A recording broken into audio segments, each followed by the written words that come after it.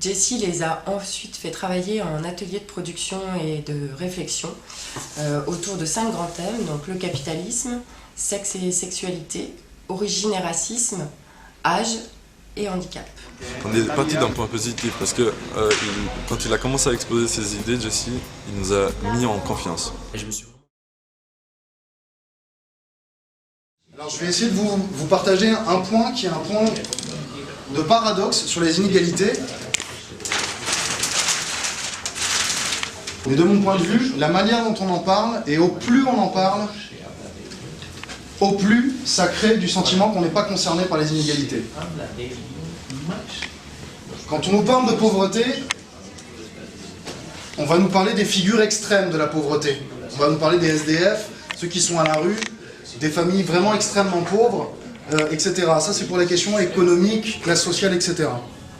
Et on a plein de reportages là-dessus, cette misère rampante, etc.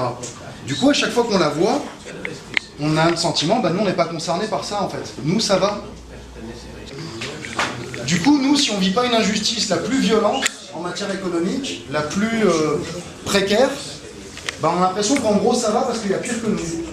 C'est douloureux de se souvenir des faits concrets qu'on a subis. Pero me gustaría apuntar que no está, hay que intentar superarlo y que eso sea el motor que te impulsa a mejorar. Noter, faire remarquer que si c'est douloureux de le dépasser, mais d'un autre côté que c'est un moteur qui me permet le dépassement.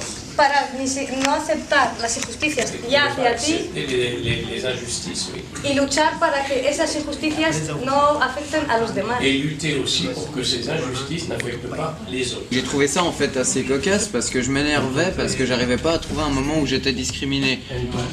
Puis je crois que c'est la première fois pour moi, déjà que je me rendais compte de la chance que j'avais, parce que c'est la première fois que j'y réfléchissais vraiment. Puis d'un autre côté, c'est la première fois que j'étais presque déçu en fait de ne pas avoir été, parce que j'avais pas d'exemple directement sur moi.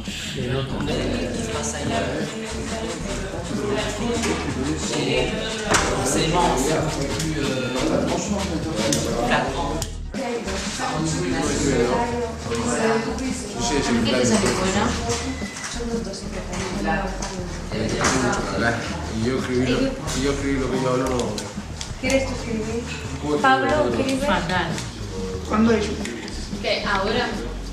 ¿Tú ya vas a esto ahora mismo? Sí, ahora. Et juste que mes livres comme ça. D'accord. Tu vas m'expliquer ou non? Ah, vale, venga. Je trouve que c'était fort difficile de devoir retranscrire par écrit l'expérience de quelqu'un d'autre. On m'a raconté une expérience fort émouvante. Pour se lancer à prendre parole, surtout devant des inconnus, c'est difficile. On a une petite adrénaline qui monte, mais au fur et à mesure, je trouve que c'est vraiment super. En plus, ça nous rend encore plus confiance en soi.